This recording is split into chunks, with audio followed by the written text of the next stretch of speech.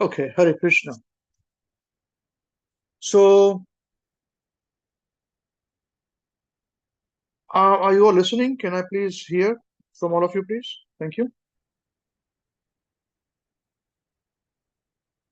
Hare Krishna, Prabhuji. Yes, I'm listening, Prabhuji. Okay, thank you.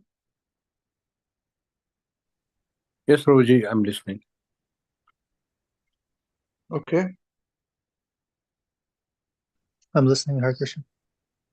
Hare Krishna, Prabhuji. I'm listening, Prabhuji. okay.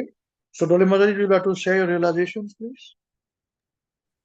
Hare Krishna, Prabhuji. Sorry, Prabhuji. I read the verse, but the purport is very little, and I couldn't.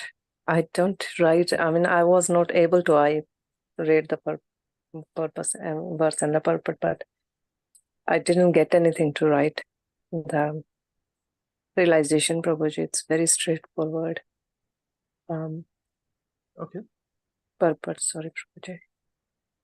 okay, all right. So, thank you very much. I'll just address everybody now. So, there's only me giving realizations today. So, I would like to know, I have mentioned in the past to all of you that if there is no purpose, then what do we do? I understand you're not prepared, but at least this answer you can give. If you have to all the devotees, this is if we do not, if you know, if there is no purpose, then what do we do?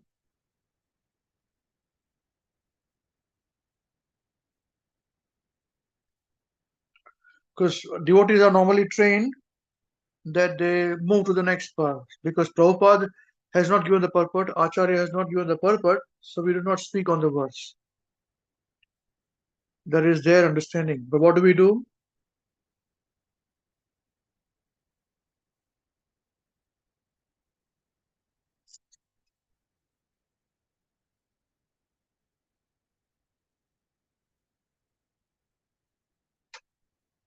So, what do we do? Yeah, we still read and give realization. Yeah, so why do I have to ask all of you? Please answer all of you. Read realization. Okay, what about others, please? Hare Krishna, Prabhuji. We read and recite the sloka in translation, Prabhuji. Okay, what about others, please? Well, it's good. Dolly Mataji, at least she tried to study and try to understand, which is good enough. But I'm teaching you our mood. How do we do it? What about you, Krishnadas? Don't make me ask you all these questions, please. Can you please jump in fast? Yeah, even if the purport is less, we still try to share our realizations about it. Based on what? Based on obviously the word-to-word translate synonyms and the context from previous verses. Yes, this is the thing. This is our mood. Because Prabhupada has given purports in so many thousands of purports are there. So one can always listen and understand and find out. Let us see by the excellent mercy of Guru Maharaj what we can decide here. Okay.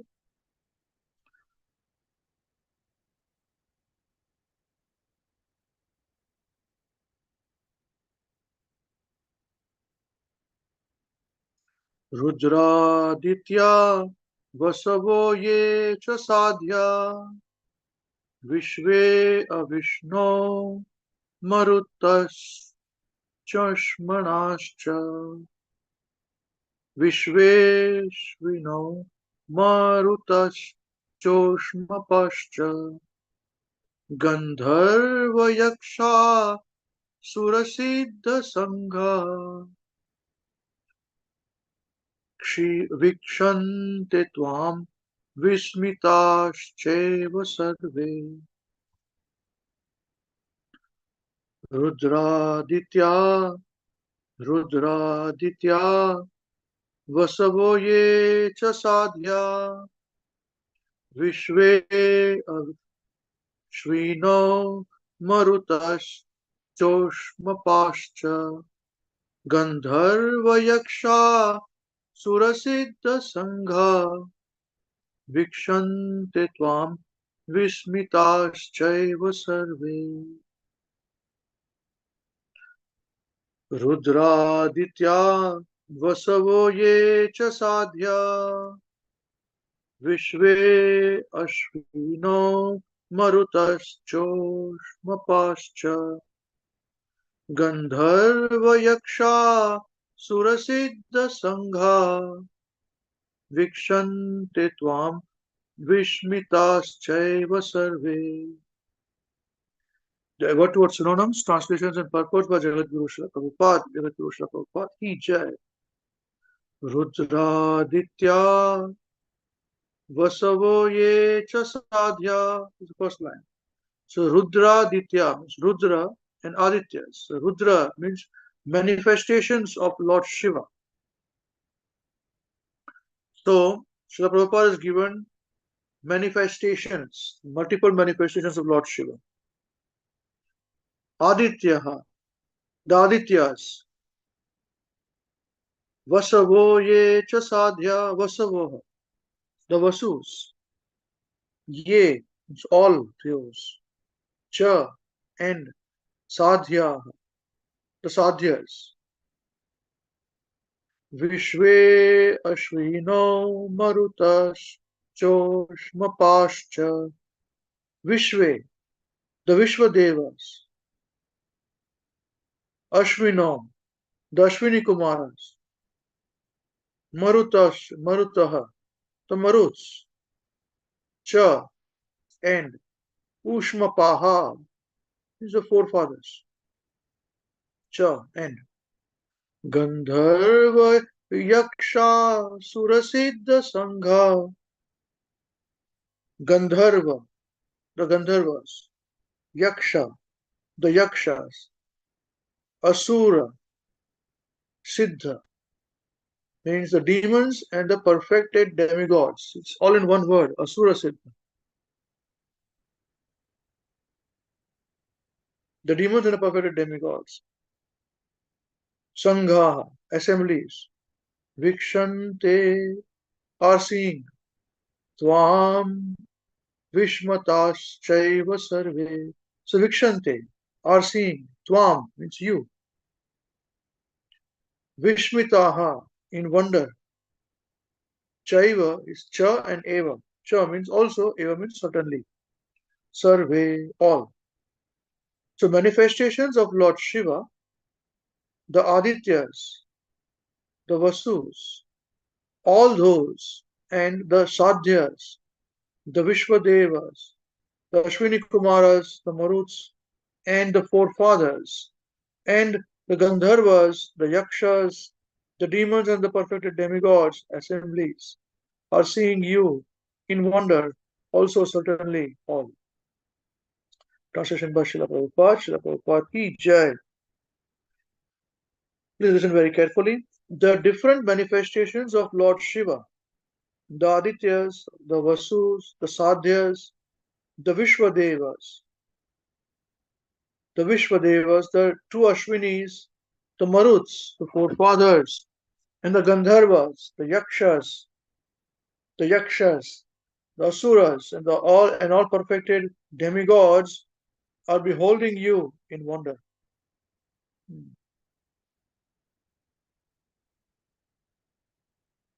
So there is no purport in this translation, but according to me, for my own self, I believe for myself, this is a very important verse, very important translation. And why, I'll tell you by reading it again.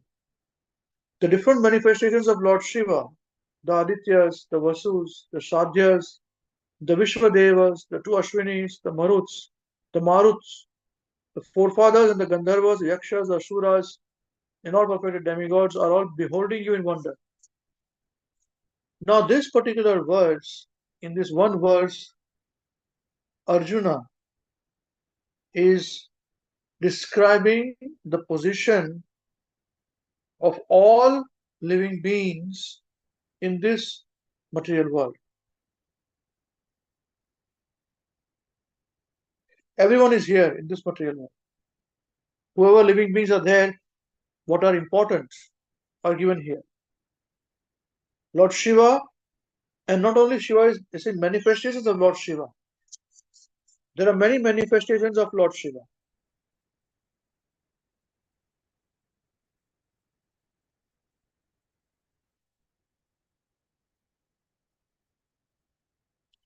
There are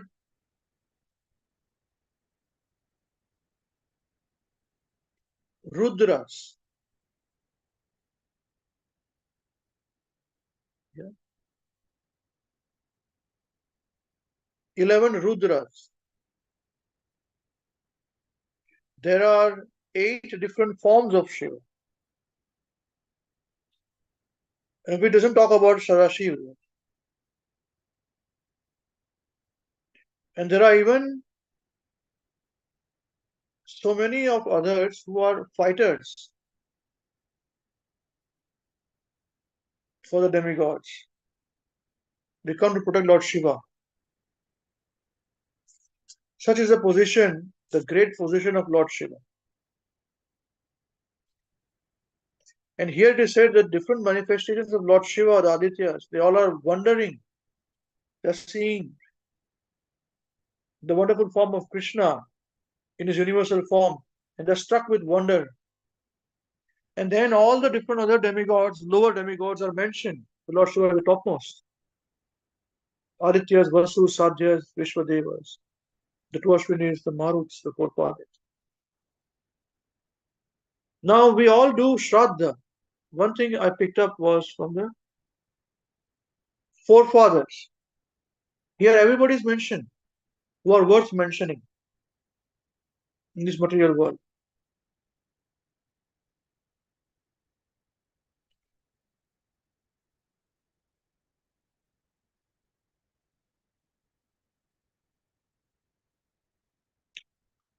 So let us just take example of forefathers.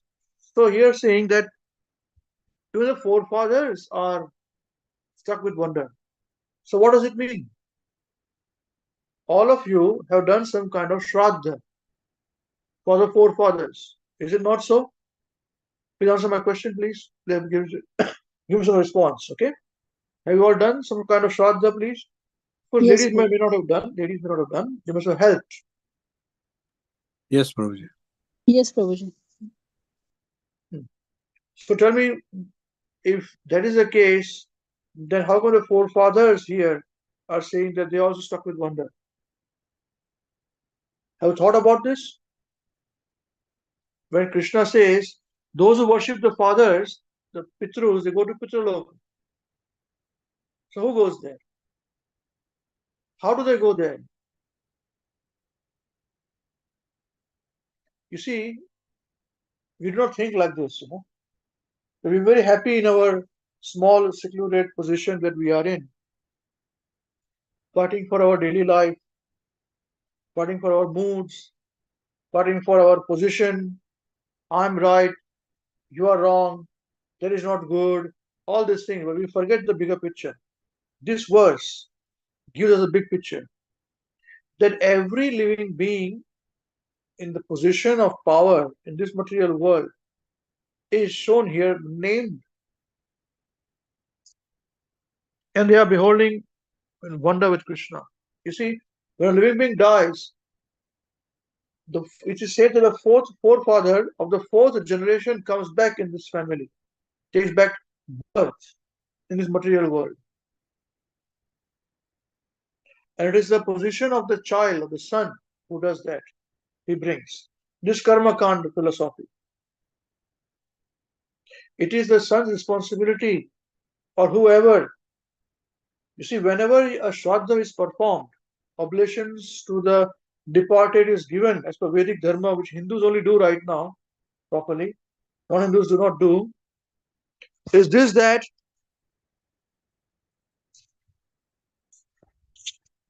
the forefathers' onward journey is satisfied a little bit, made a bit little easy.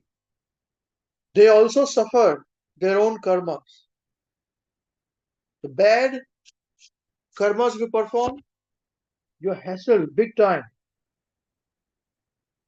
You are taken the longer way to Yamaloka. On the way, you are punished big time. You've been given a specific kind of body. The punishment is high. We don't understand these things. We don't see it, so we don't believe it. We don't think about it. And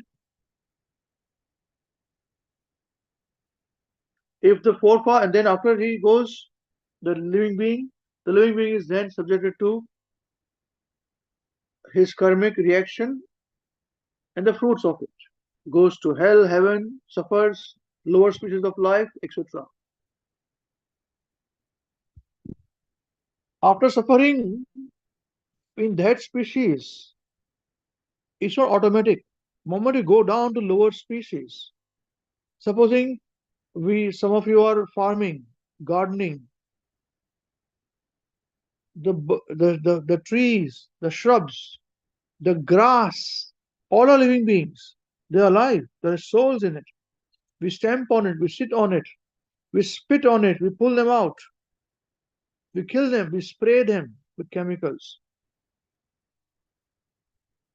We worry only about ants which we can see. We don't even worry about them anyways. But there are so many microorganisms in the sand. In 1 tablespoon of sand, fertile sand, there are billions of living beings. There is also life as per karma. So one can get that karma according to one's own past karmas. How does one get out of that life? Just imagine. From that small bacteria, which is in 1 tablespoon of sand, which you pick up from your garden or farm, how from there next births will take place? As compared to them, the species of birds seem to be much higher. There are so many different kinds of insects, species that we have to take birth again. And all this, once you take the birth, if you do the proper way, if you're not killed in between by other living beings, I mean, other living beings you can kill, that's fine. But if a human being just doesn't kill them, cycle of birth again starts in that species. You see? We are breathing in. There are microorganisms that come inside our body and die. We eat yogurt. There are billions of bacteria in yogurt. And we chew them, we kill them. Thousands upon thousands are killed in 1 tablespoon of yogurt because there are billions of them. Similarly, you drink kefir, same thing. You drink probiotic drink, same thing. Even if you do not drink anything, even if you just eat fruits, there are so many bacteria, vegetables. These are life. And from these species, one goes up again. So many small living beings, insignificant microorganisms will take birth and then become insects, become birds, become animals. And then after such a long traverse of the soul in different species, so many millions of lifetimes, in so many millions of species, we become human. That's when we go to the Pitraloka. Wait for our karmic reaction to take place and then take birth again in the when a turn is there. It is a very complex material world that we are living in. And there is no way out. Now, if the jiva, if the forefather who has done past activities, will be taken very piously, he may become demigod too. But again, after enjoying there for so many lifetimes, he falls down again to human species and waits his turn to be back again in the material world in the generation. So this is very, very dangerous situation I'm seeing myself in. We are not even talking about other demigods here which are mentioned, the Ashviris, the Maruts, the Vishwadevas, the Gandharvas, Yakshas, all come in that species. So we are in a very, very precarious condition. As human being, Once we know how precariously bad our condition is, we will stop worrying about what this person is doing, what that person is doing, why is doing this to me, why is doing that to me. And we become very focused in only ourselves. That is the reason why, if you have got difficulty with the modes, first thing you must do is not disturb other people. That's the worst thing you can do, is to disturb others because of your own weaknesses. Because the other person, at least if a person is a devotee, is struggling hard to get out of the material world, and you're bringing your position into that person's life, pulling them down, creating conflicts. Why? It's a great lesson to learn from this verse. Just by seeing this, all these big demigods and demons are in wonder, seeing Krishna. Now we think very easily, but the devotees are safe. Right. Provided we become devotees. I hear this so many times. Devotees say, yeah, but devotees are safe. Of course you are safe. 100% we all are safe. But provided we are devotees. No, but Krishna's one name can solve so many sins of thousands of lifetimes. 100%. But do we believe in it? If we believe in it, then why are we chanting purely? Is it not so? The fact of the matter is that we know all these things, but very conveniently we use it for our own sense gratification and say, but devotees are all right. Of course they're all right. But are we a devotee then? And whenever somebody says, I'm a devotee, we say, no, I'm not a devotee. I'm trying to become a devotee. We show very humble. This is not humility, this is false humility. And this is not going to help us. This hypocrisy is not going to help us. We have been given such a big chance by Srila Prabhupada. And through Srila Prabhupada, we have been given such a big chance by other devotees following Srila Prabhupada to get an opportunity to become purified in our this life. Now, a devotee, when he leaves the body, goes back to Godhead, correct? But are we going to go back to Godhead? Are we really preparing for ourselves for it? Or we are still seeing ourselves in a, well, I'm trying, I'm okay, I'm all right, I'm okay, I can do things. And that person is wrong, this person is bad. No, it's up to us. It's up to us. That is the reason why the easiest way is for students to become teachers and preach. We are not qualified to preach, so we preach on behalf. That's called parampara. At least by preaching, we will get some kind of security. And we become serious a little bit. We study a bit more. And then we'll progress, hopefully. You see? Otherwise, what is the use? Either call yourself a devotee, or we call ourselves non-devotee. So then we fall into a category of non-devotees if we say we are not devotees, we are not pure devotees. You see? How long are we going to remain neophyte? Is a question that we have to ask all ourselves. And we are taking big responsibility for other people's, other living beings, spiritual development. And do we understand how much we are dependent upon our seniors? When we understand our own position, we'll understand how dependent we are on our seniors, on their prayers for us, and their seniors' prayers for our seniors, and for all future generations. See, Vyasa Bhagavan, started to write the Vedas, all the Vedas, including then Mahabharata, Bhagavad Gita, all the Puranas, because he knew that the future generation will be Manda Bhagya and Manda Buddhi, no intelligence, no fortune. So for our benefit and future generation benefit, he wrote down. And that also is lost now. Most of it is lost. What is remaining is only what is in Parampara. And that is why Chaitanya Mahaprabhu came and said, okay, stick to Bhagavatam and Bhagavad Gita. That is, Chaitanya Prabhupada wrote Bhagavad Gita as it is. And he says next 10,000 years. After that, it will be lost again.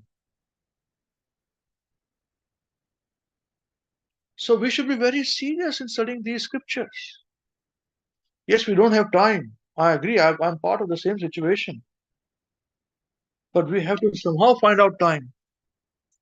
Somehow we have to work very hard and pray very hard intensely. It is a fire. It should be like burning fire in our body. When we are living in a house which is full of fire, we run away from there. Similarly, we should be running away from this material body, not be happy and satisfied in our material body that we are in.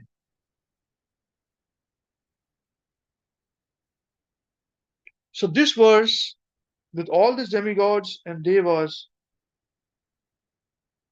has made me realize my precarious situation.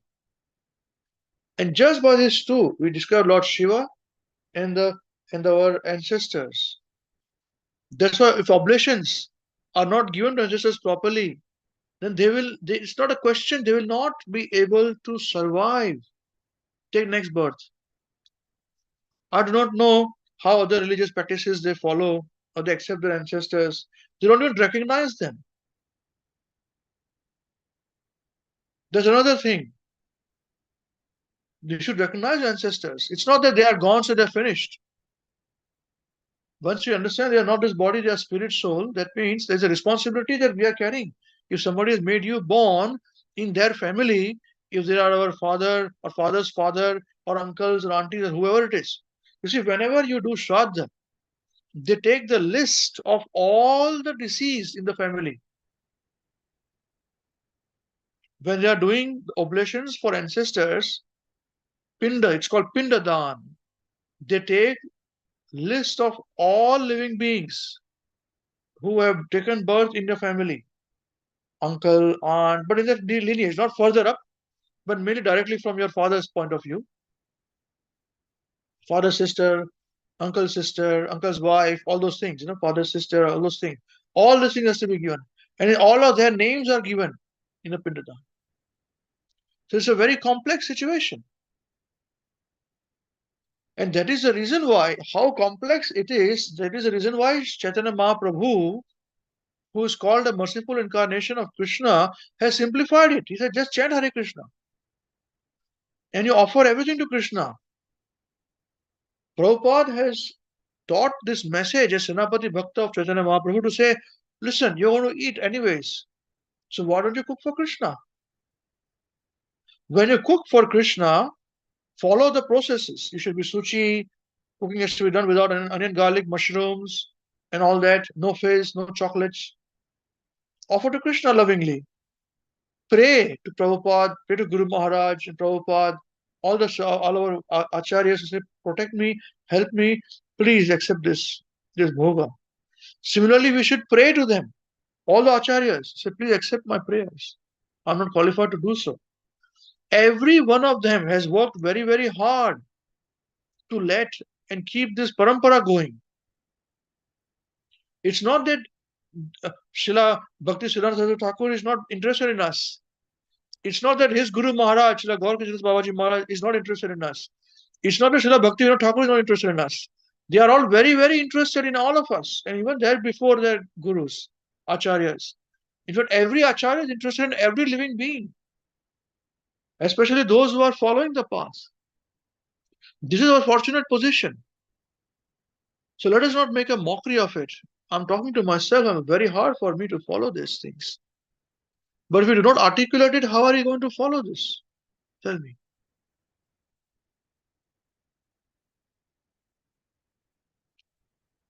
As we discussed, how the forefathers, how a living being will fall down and come back to the position, again come back. Why do we want to do all those things? If we can perfect our life in this life by chanting the holy names of the Lord purely, by doing everything for Krishna, cooking for Krishna, whatever we bring at home, offer to Krishna first, use it for Krishna, we take it as prasad. He's not saying that don't take it as prasad. He's not saying don't eat what I'm eating. He's saying eat everything offered to me. Now, after that, it becomes a routine for us because we are not serious. We are not serious. As old age will come, the body will give up, you know. So now is the time for us. Still there is time. And life is very short. Those who are 15 years of age are going to become 25 in 10 years. 10 years goes like this. Because the problems are so heavy in this Kali Yuga right now and increasing more and more problems that we are too busy solving the problems to understand that life is skipping you. Life is skipping us. Okay. So, just by these two, Lord Shiva and our forefathers, it gives me a great impetus. This is what I realized. I must be very serious. Thank you very much. This is what I realized from this particular verse. Hare Krishna. So, before we go today, let us hear what is the one thing that you picked up. Do not make it common to say, I'll become very serious. That is fine. But of this, nobody else has given their realizations. So all of you are listening. Can you pick up one point, please, to say what would you understand? How will you implement in your life? Whichever way. And those who are not listening today, hopefully they are going to listen this online on YouTube. So next time when we meet, like next Wednesday is Lord Nrsimha's appearance day. So the week after, they will share their realizations of this also. Okay? So only one point, please. Don't make it general. Make it from one point, whatever I spoke. Thank you very much. Please give. Hare Krishna. Hare Krishna, Prabhuji. Thank you very much for your today's class. It's really nice. Prabhuji, what I understood maybe something wrong. Please forgive me. Please correct me as well. So with the one point you shared that causing distress to others is also like offensive, right? So we should not give trouble to others, or you should not actually Prabhuji, that point I was like missed it, didn't understand properly, right? Because causing the others to distress, it's a sinful. That's what you said, Prabhuji? Yes, yes. Because they are Yeah. struggling, Yeah. especially devotees. Don't waste devotees' time. Huh. You are focusing, you're making them lose focus from their personal sadhana into your problems. Means our problems. Not your, means our problems. That's what I mean to say. Yes, Prabhuji. That's I did not actually. I didn't get this point, Prabhuji. Like, can you just, Prabhuji, little bit more explain? If Well, you husband and wife. Yeah. If the wife or a husband is bickering and fighting for silly reasons, is wasting Huh. other person's time, no? Yes, Prabhuji. I say, Yeah. why waste time? If there's a genuine reason, is another thing altogether. Huh. I'm not talking about bodily discomfort. That is a different situation. I'm talking about our own problems that we have got. Many times people throw their problems on other people, you know. Hmm. They can't solve their issues. They put on other people. First solve your issues. If you can't solve issues, then ask for help. No? Yes, Prabhuji. Yeah. This is what I'm Yeah. saying. Yeah. Now I got it, Prabhuji. Yeah. So that I was thinking about this point. Also, you mentioned that we should, the Pindadan, that I remember when we were there, we done this for Prabhuji's sister here. I remember the Panditji asked us all the names of all our the family members who is not who are already passed away. So yeah, I remember this one, Prabhuji. Yeah. So I understood, Prabhuji, how it is important to need to do this Pindadan and all. Mostly because I belongs to in Jain family, and then I have seen I have not seen like this because there is some different concept about this, and we done this only for do it only for the 1 year Shraddh, and after that we don't do that because they said that's we should think like it's a moksha marg or something, I have no idea, Prabhuji, exactly what is it, but I now understand how it is important to do this Shraddh and all. So thank you, Prabhuji. Yeah. Yeah, but for Hare devotees, we don't do this. We serve every day, we serve Krishna. Yeah. So if Yeah. Krishna is offered bhoga, everybody is satisfied. That's it. Hmm. If you don't do it, then you got a lot of things to be followed. Yes. Oh. Okay. Thank you, Is it clear? Thank you, Prabhuji. So don't do Yes. separate things. Yeah, once done is over, don't do separate things. Yeah. Okay, Prabhuji. Yeah. Okay, Hare Krishna. Thank you, Prabhuji. Hare Krishna. Thank you.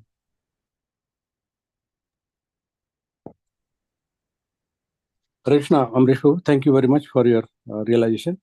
The one point which I gather from your today's class is we, like for me, like I mean, for millions and millions births, I'm coming in the human being's form.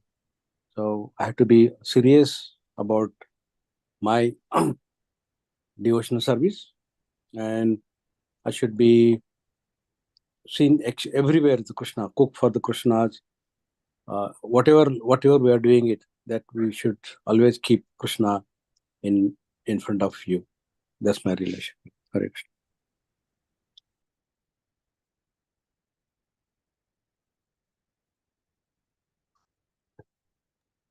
Hare Krishna Prabhuji, thank you so much for your very nice class. There are so many points, but I really like when you said that like performing Shraddh and Pindan is the way that it takes the list of diseases from the family. But then you also said, Prabhuji, that as devotees, because we offer to Krishna. So I got a question that should the devotees not do, because it, this time period comes once a year, the Sharad, like that 14 days. And then a lot of like young generation, especially boys, they are supposed to perform the that activity for their forefathers. So I got a question there that is that okay for the devotees to do that? First time when you do, whatever has to happen is to happen. First time. After that, just do. If we are offering to Krishna. See, we are not devotees. I do not call myself devotee. I've been told to do this by Srila Prabhupada, so I'm doing it. You understand this point? Yes.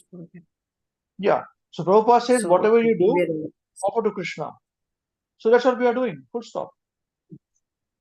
Devotees, when they are really devotees, then they offer, there's a love for Krishna and they offered everything to Krishna. That's a different position altogether. So for devotees, you aspire for that position, so we don't have to do anything else. Of course, for the first time when somebody passes away, you do the shraddha and all those things, oblations, it's fine. But every year is not needed. Karma kand is not needed. Yes. But it's not because of our position, it's because of our Guru Shishya Parampara position. You see, that's the reason we offer to Guru Maharaj, Prabhupada first, and they offer to Krishna. We are not qualified to do so. Yes. There is no need for So doing it. So there is no need for doing it. Become devotee first.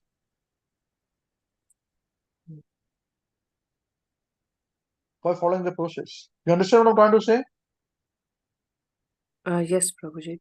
But also, like if we offer to Krishna, and then on that day of Shraddha, we are offering for the same prasadam to our forefathers.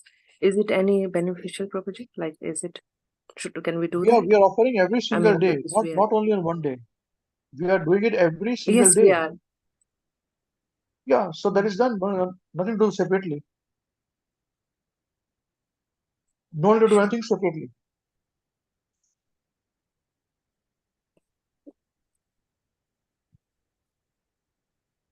Yes, Prabhuji. Thank you, Prabhuji. Hare Krishna. Yeah, but again, what I'm saying is that we should not think I'm qualified, I'm devotee, so I'm doing it for. So we are not qualified. But because we have been asked to do this every day, we are doing it by mercy of Srila Prabhupada, Guru Maharaj. This is, we cooking and offering them first, and they offer to Krishna. You understand this point? So that is saving us. So that's why we don't do anything separately apart from this.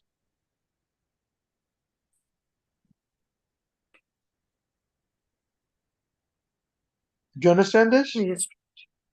Yes, Prabhuji. I got it.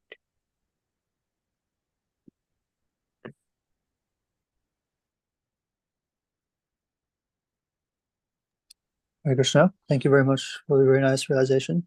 Well, like everyone else said, the important point that I learned is that number one, the most important thing is to follow the process of bhakti and devotional service in the civic succession, and then all of these other things, other obligations as such, are also being fulfilled. Even us performing bhakti, reading the scriptures, giving our realizations are also benefiting our forefathers and ancestors as well. And just following the process, it transcends this this body and this lifetime. So that point was reinforced for me today. Hare Krishna. Okay. All right. I think with this we conclude today's discussion. So for those who will be listening online later on, can share the realizations not next Wednesday, but the Wednesday after that.